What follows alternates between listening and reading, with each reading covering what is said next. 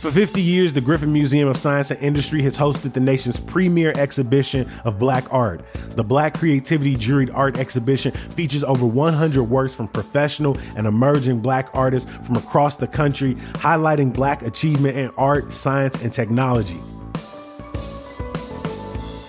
Now open through April 27th. For more details, visit msichicago.org.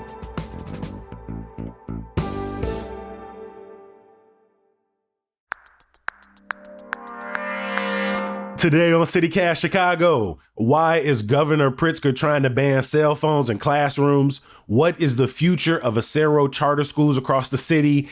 And why is today Janet Martin Day?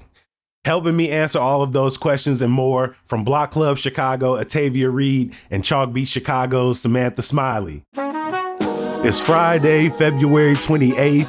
I'm Jacoby Cochran, and this is what Chicago's talking about.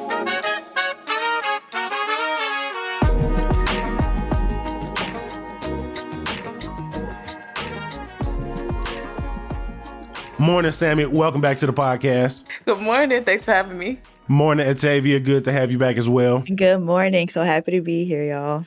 Welcome to everybody listening, whether it's on 2x speed or regular. We appreciate you making time. This week, we have talked about the new school board members getting acquainted, Governor Pritzker's $55 billion budget proposal. We were eating ponchki on Wednesday, and yesterday we ran our guide to March, and that's where we're going to get started.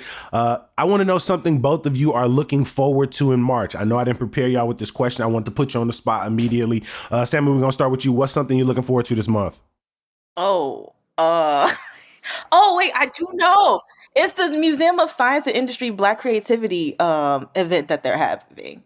I used to report on it for the Hyde Park Herald. And so now that I'm like away from that, I'm like, I gotta like show up to the events and stuff now and still support, because it's like the events that they have and like the art exhibit that they have is so amazing, because some of the artists are CPS students as well. And it's just like, wow, I can't believe y'all are doing all of this. This is amazing. So yeah. I know people have probably heard us talking about it on the podcast during some of our ad breaks. And so catch out for more of those throughout the week. But yeah, the Juried Art Exhibition is running through April 27th and the Black Creativity Gala is on March 21st. Over to you, Atavia. What's something you're looking forward to in March? You know what? I hate to be that person, but my birthday's in March. So come on, don't hate I'm it. just like, be that you person. know, We celebrate birthdays over here. My birthday is in March, so I'm very excited to celebrate another year around the sun, turn up to be in these times, but to still be alive. I'm taking it. I'm so excited for that, to just celebrate with people in my life. Can you tell listeners what's your birthday? Yeah, my birthday is March 8th. Oh, a Pisces. Yeah, I am. Oh my gosh, don't say it like that. Why you doing like that? Damn. Oh no. Oh no. Bro, everybody heard that in her voice. She was like, like me, couldn't even hide it. He couldn't even do the break. March 8th. Good for you. We love that for you. If you like it, I love it. Thank you. Chicago's birthday is in March. Atavia's birthday is in March. My mama's birthday in March. CityCast Chicago's birthday in March. And so, it's a bunch of birthdays we loving on this month. And so, Atavia, already happy early birthday to you. Thank you so much. I will take that. Thank you. Every single Friday, we bring in these amazing, hilarious, smart people to break down some of the big stories happening in and around our city. We're going to start with you, Sammy. Last October, the Acero Charter School Network sent shockwaves through their school communities when they announced they were going to be shutting down 7 Latino majority schools in Chicago. For families and students grade K through 12, it's been a waiting game as they wonder if and when their schools will get closed down, what their options are. The plans have changed a bunch of different times. And now the Chicago Board of Education yet again takes up this issue. Sammy, what's the latest? The latest is on Thursday, the Board of Education is looking to approve a plan to save at least 4 of the 7 campuses that will or would be closed. And the reason for that, because the school board has changed a couple times. They said they were going to just try to save all the schools. Then they said in December, like, we might be able to save 5. And now it's February. They're like, we might be able to save 4, y'all. And the reason for this is really because of state law. There's a law that says the funding needs for all 7 campuses on the chopping block exceeds a legal limit in state statute. So that's kind of what's going on. This isn't really a conversation about like approving licenses or anything. It's more of like, do they have the money? Probably. Does the state allow for them to do this? Not really. So they're kind of like not in a good position. Mm-hmm. In the end, the board voted Thursday to keep open 5 of the schools. That's Casas and Pilsen, Fuentes and Avondale, Tamayo and Back of the Yard, Santiago and Westtown, and Cisneros and Brighton Park. Unfortunately, this does mean that the other 2 schools are likely to close in June. But as we've seen, the board could take this up again in the future and make changes. Sammy, why has there been so much back and forth on this with different resolutions and different numbers? Yeah, I think that's like, I don't know if it's because it's a newer board and people are newer to what's going on, or people not really on top of or are knowledgeable about like the state law, because this is where it get complicated. Like actually, there's a lot of stuff in the state charters code that like they can only do so much about. So maybe that's it, and people were trying to figure it out. But it is kind of, it is confusing for families who are watching this, and they're trying to figure out, well, what are we going to be able to do with our kiddos? They were in the school, they got attached to their teachers, they have friends there. Now all of a sudden we got to figure out what's happening, and you all are saying maybe we could save some, maybe we can't. We don't know. It is, yeah, I know it's like pretty hard for families. Yeah, because I'm thinking to announce this plan in October, have people in a panic. I've mentioned different times on the podcast. I remember being in the 5th grade, I went to a different school for 1 year. And within months of starting that school in the 5th grade, they announced it was going to be closed. And watching all year as my family, other families were trying to figure out what to do. But in this case, it's been so uncertain from, when we think about October, we've gone through the entire holiday break, the school break. Now we're in February. We're going to look up and summer will be here. And so can we glean anything from this vote as it pertains to this board's appetite or their favoring for charter schools or not moving forward? Yeah. And as we were talking about this timeline too, right? We have to also remember that during this time between October to now, there's been like what 3 different boards, right? And that's what I think. My initial answer to the first one was like, maybe people don't know, or maybe there was just a lot of changes, because that's the change, right? I do think in this moment it's not really clear whether the school board will like look to save more charter schools or what might happen. I think also too that goes into a lot of considerations, right? Like, what can happen with those schools. So I'm still, it's a unknown. Yeah.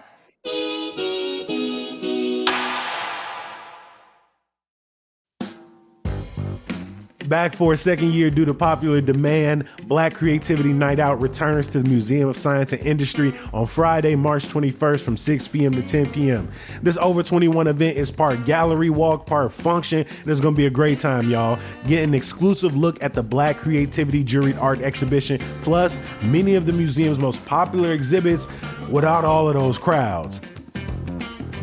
Celebrate Black creativity in all its forms with featured artists from the Juried Art exhibition, amazing performances, and a lively dance floor. The evening will highlight Black creatives from the Chicagoland area and beyond. You don't want to miss this unforgettable night of culture and enjoyment.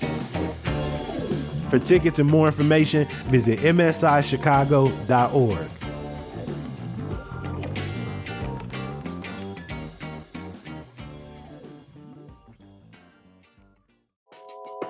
I've got some great Chicago theater you don't want to miss. Steppenwolf Theater revives Fool for Love by Sam Shepard. Perhaps the sexiest, most haunting play of the 20th century, Fool for Love is a twisted tequila soaked love letter from one of the greatest American playwrights, indulging the need to get inside someone just to tear them apart. The Sun-Times and Daily Herald gave it 4 stars, and the Reader calls it an exhilarating acting showcase. The show is peak Steppenwolf with searing performances and masterful direction, and a revival of this eerie, ominous, and beautiful masterpiece. Fool for Love is on stage now and extended by popular demand through March 23rd. But don't wait. Get tickets now at steppenwolf.org.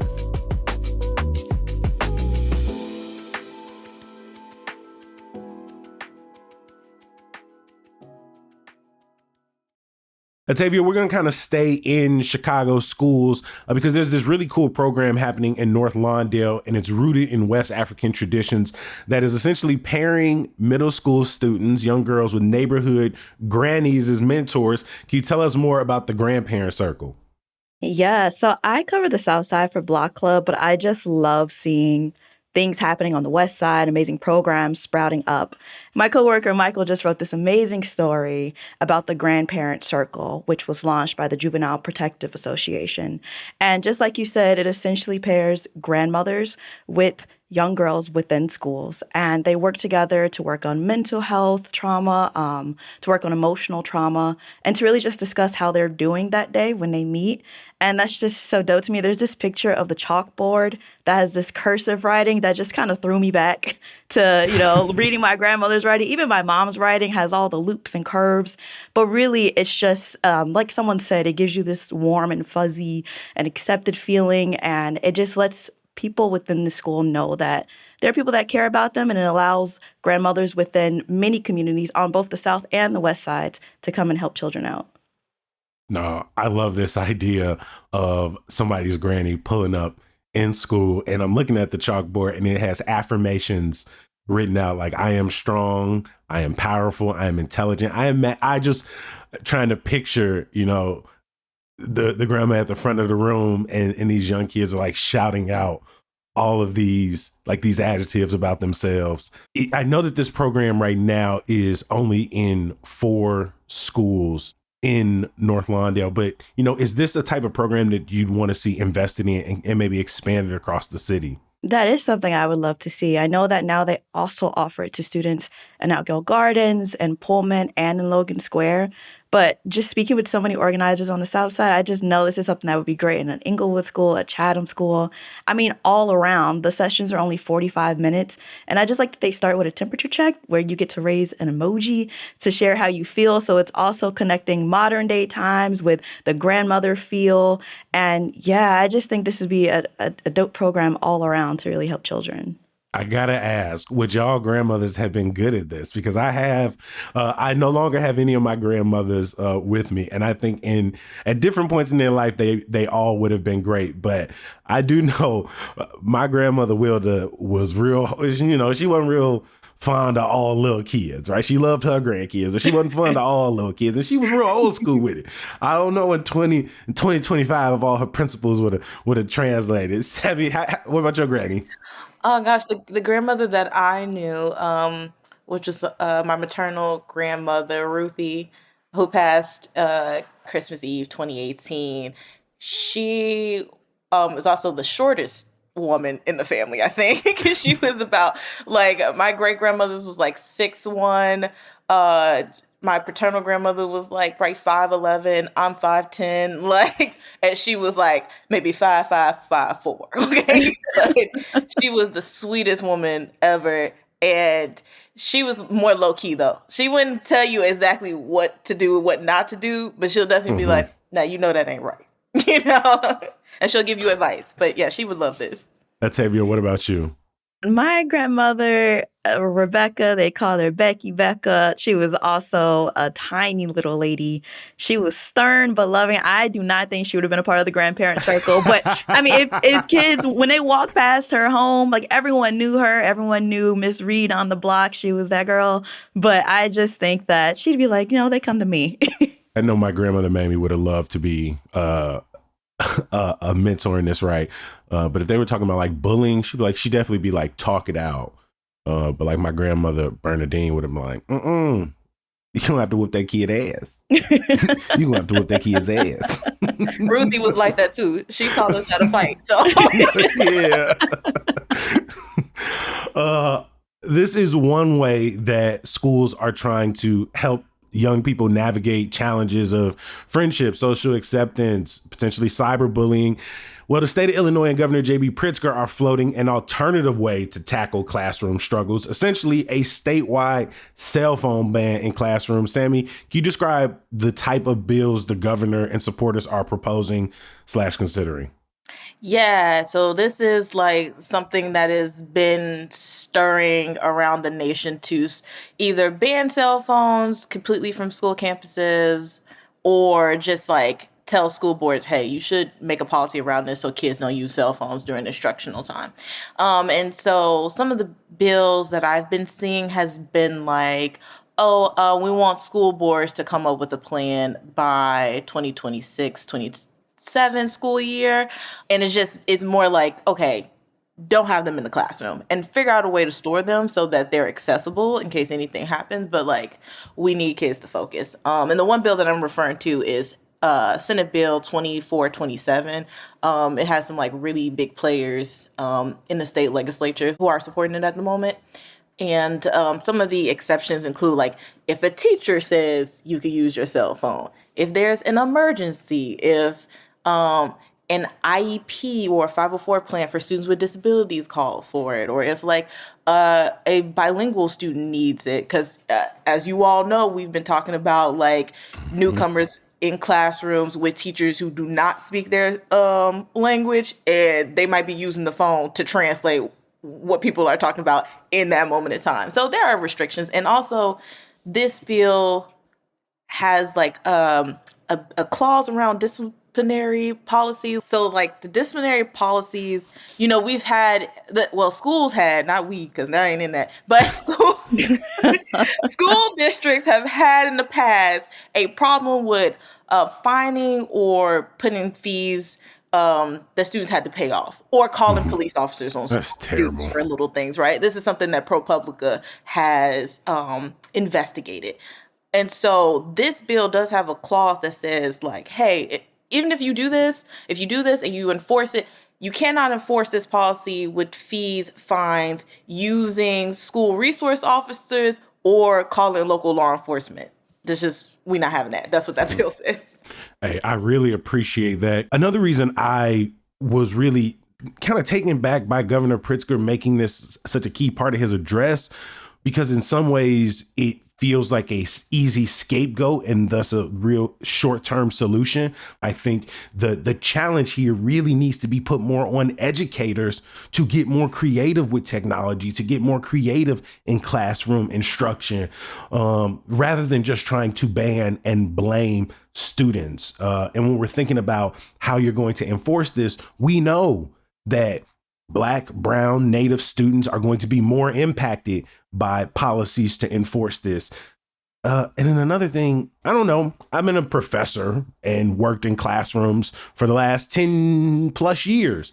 There's always been some sort of cell phone policy on the book. So the governor coming out and being like, we need to institutionalize this is, I think, sort of, at the detriment of what has already been put in place in a lot of school districts. And so I know for me, if I was in class and I heard, the governor trying to ban cell phones, I'd have been like, you gonna take it out of my hand? You gonna come get it out of my pocket? Octavia, how do you feel about the idea of a statewide initiative to get cell phones out of classrooms? No, I agree with you both here, and you both have raised amazing points. I think there's a bigger issue at play here that needs to be addressed, and that can be helping children again on the emotional, mental levels rather than going straight for their phones. I think there needs to be more programs. I think there are just so many ways to go around helping children who are impacted and experiencing bullying rather than going straight for their phones. I was a kiddo that was bullied. I was bullied really bad. I have no idea why my parents did take me out to school at that point, because it was terrible. And I do know that like long term that it has impacts on your mental health. I get that. But you have to create a culture that does not allow for that to happen. And you need supports for a kid who's going through that. We don't really have a culture to say that's not cool. That's not okay to like call somebody names or take pictures of them and post it online. And we don't have that. Yeah, I think you raised an amazing point again. I think that there should be more measures within the school right now to not only prevent, but to address the cyberbullying or bullying that's already happening. And I think when it comes to banning cell phones or taking cell phones, how do they plan on monitoring that, measuring that to see how that is actually being done as well? There's just so many things I think should be done before this. And 100%. While this seems to be a quick and fast solution, and we'll see what happens next, I just also agree it's probably not the way to go. Mm-hmm. Yeah, I love what both of you all are saying about really investing in a broader culture and a broader understanding of like really seeing young people as full human beings, right? If we want to address students' mental health, I think we need to go beyond this sort of policy that, might I add, last thing, has been proposed time and time again. It was proposed a couple of decades ago, and then following Columbine was sort of pushed back. And so it's not like we haven't tried this or talked about this before. I think we need to grow. We need to grow.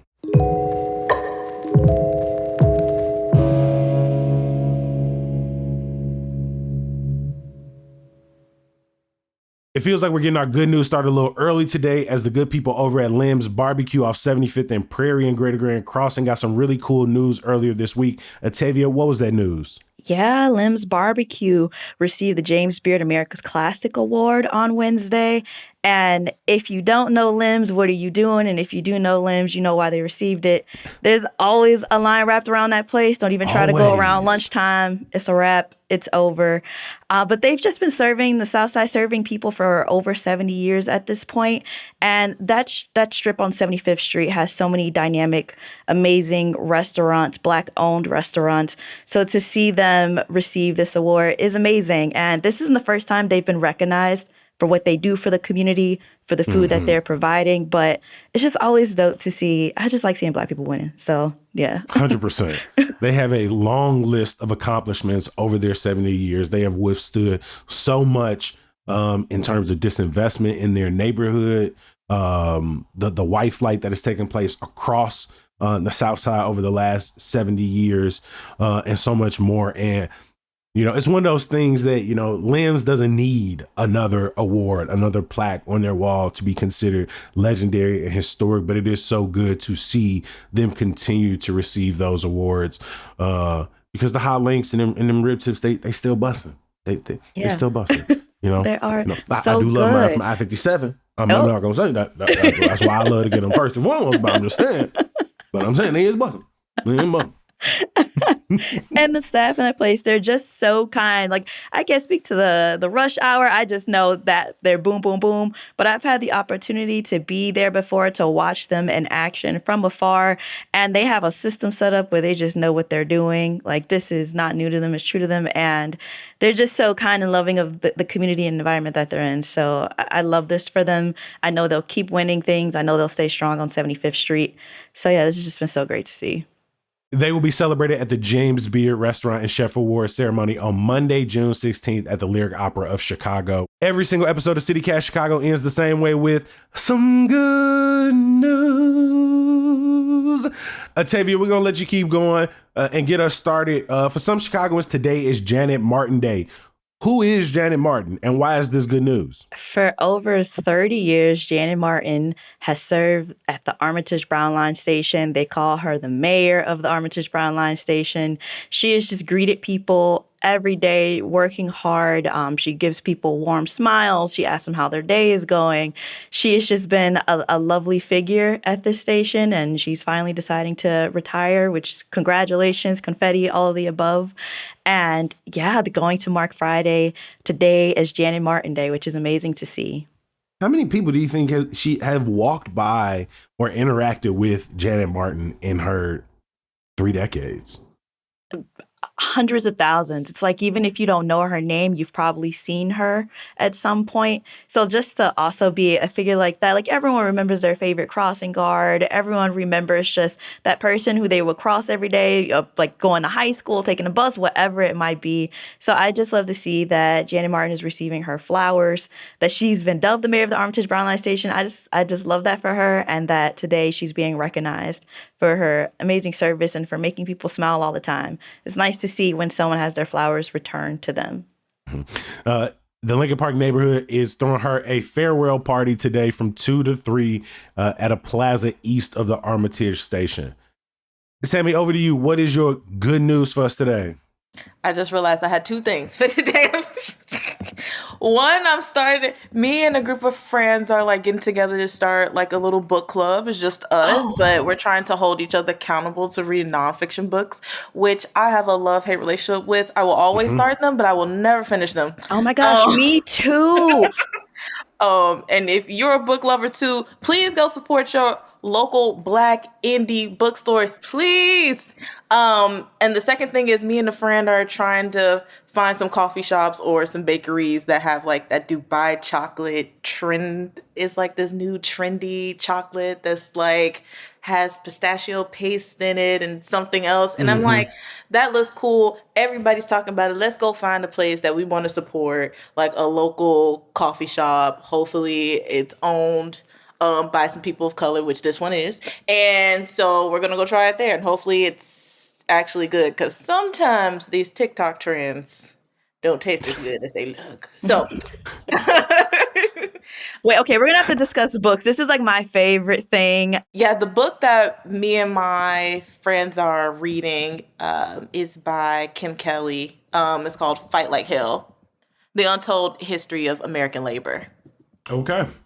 I love that for you. I love that for the entire book club and for the friend group that's going to get the pistachio chocolate. I am almost done with Original Sin. I got a whole bunch of colored tabs in here, so it's taking me a while because I've been real highlighting and circling things and putting in book tabs. But I'm almost done with that. So I've been trying to do a little better with my reading as well. I love that. I'm going to add both of those to my reading list. I just knocked out my first nonfiction book. It was Afro Sheen by Georgie Johnson, and it's his story about how he created Ultra Sheen, Afro Sheen. You know, he's from the South Side as well. So that was a good read too. And I'm like, maybe I can do this. And both of y'all are encouraging me to pick up these two. So Chicago Public Library, I'm coming. I'm going to finish us out today. I'm going to see Fat Ham at the Goodman this weekend. It's a reinterpretation of Hamlet. And they just announced recently that coming next month to the Goodman is Bust by Zora Howard. I'm really excited about this one because I actually saw a reading of it online during the stay-at-home order all the way back in 2020, y'all. And even more special, it stars my homie Cecil Bletcher, who I went to high school, college with. We did speech together for 6 years. We've been homies for the last, oh my God, 17, 18 years. It also stars his wife, Renika Bletcher, who folks might recognize from HBO's The Sex Lives of College Girls. And so not only are they coming to Chicago, where Cecil's from, but they're coming to star in a play at the Goodman, and I'm going to go see it a whole bunch of times. I can't wait. So yeah, Fat Ham, Bust, Goodman, y'all can expect to see me a couple of times. Tickets are on sale now for both of these features. So yeah, I'll drop a link in the show notes for people. I want to give a huge thank you to our guest today from Chalk Beach, Chicago, Sammy Smiley. Sam, thank you for joining us. Thanks for having me.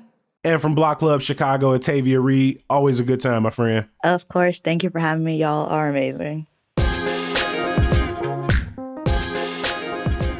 Before we get out of here, bookmark our website, chicago.citycast.fm, and subscribe to our daily newsletter, Hey Chicago. I got to thank everybody who makes this show possible. Our executive producer is Simone Alisea. Our producer is Michelle Navarro. Our Hey Chicago newsletter editor is Ava Lanowski. Our roving producer is Lizzie Goldsmith. The music we all love is from Sam Thousand, All the Kimonos, and Mark Greenberg from the Mayfair Workshop. Hey, if you enjoy the program, please share us with your friends and family.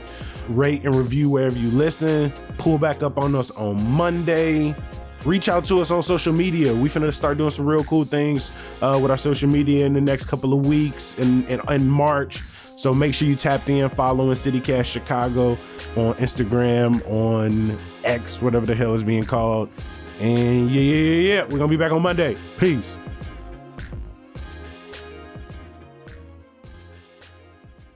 Saying anyone's name correctly?